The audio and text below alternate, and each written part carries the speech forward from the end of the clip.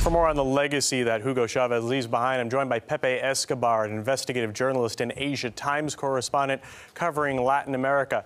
Thank you for joining us. So, Venezuela begins a new chapter in its history. Those were the words of U.S. President Barack Obama. What's the overt message that he's giving there? In fact, Obama's message was a bit ridiculous. You know, he said that we're going to stand united with the Venezuelan people. What kind of people does he mean? Does he mean that the people who elected and re-elected Chavez in 13 out of 14 democratic elections? Or does he mean these people who go to New York and Miami to trade martinis and demonize Chavez and the Chavistas as evil, dangerous communists? This is ridiculous. The most important thing, in my opinion, Chavez, in terms of a political leader, he was always referring to an international revolutionary tradition, from Mao Zedong to Che Guevara. He was like an Elvis of modern geopolitics.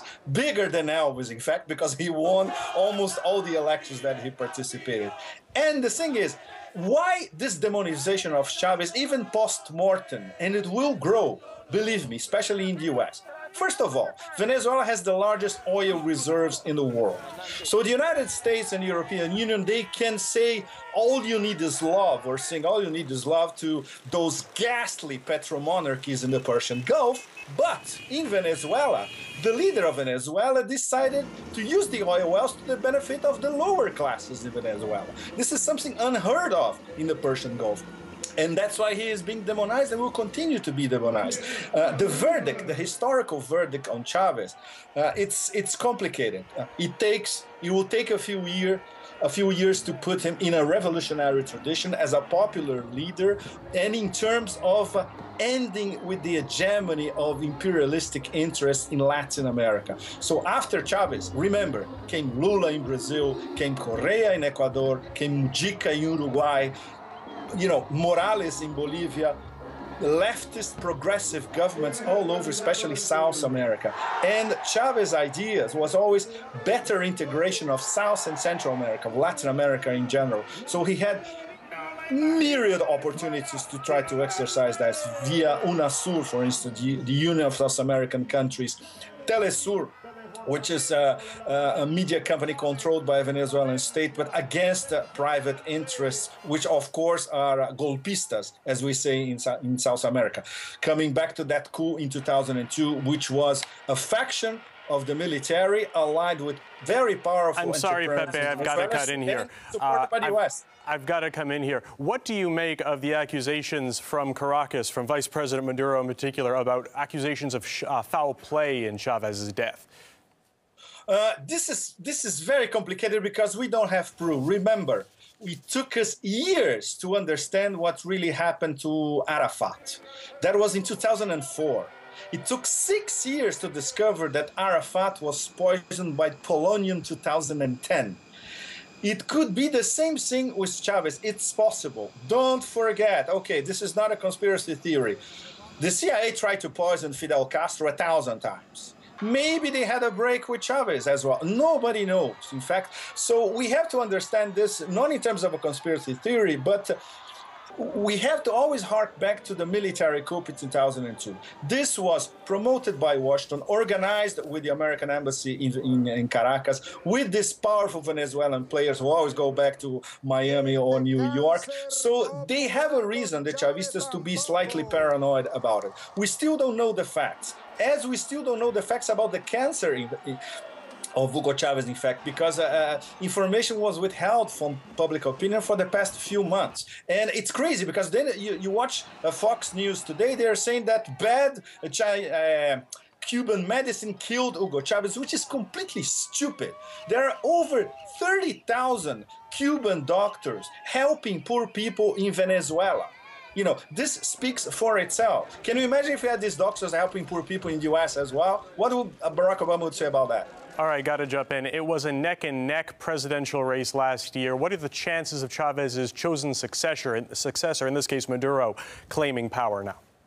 It's very easy. Maduro, he's not an articulator like Cabello, which is the president of the National Assembly. In fact, there wasn't a speculation that Cabello would be in power for the next 30 days before the next elections. No, it's going to be Maduro. He's going to run as vice president, and he's going to win. First of all, because the opposition, they prefer Miami, New York, just like the Venezuelan middle classes, like the other South American middle classes and upper middle classes, which abhor the fact that in Venezuela, in Ecuador, in Uruguay, in Argentina, in Brazil, there was an enormous redistribution of wealth these past 10 years or so.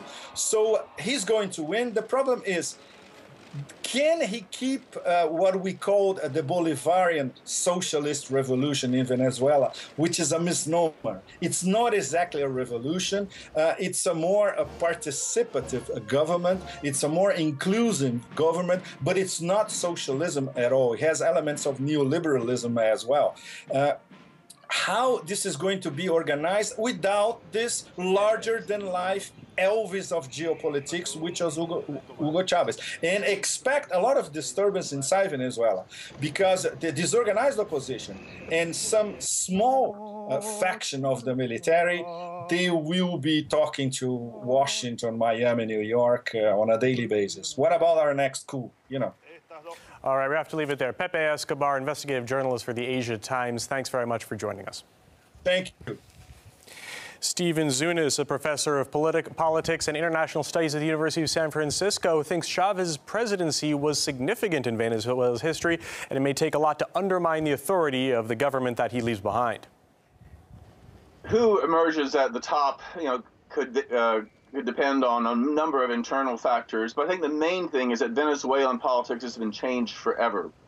While Venezuela, to its credit, was one of the more democratic countries in Latin America during a time when much of the hemisphere was under right-wing military dictatorships, it was very much a plutocracy where elites dominated the two major political parties. There was incredible inequality and immense poverty despite the enormous oil wealth.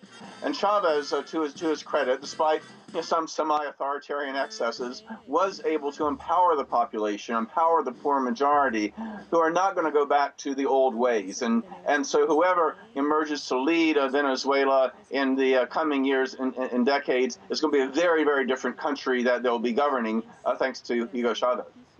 We heard from author and historian Gerald Horne, who thinks Washington may try to take advantage from Chavez's death. There's a joke in the Western Hemisphere that goes like this.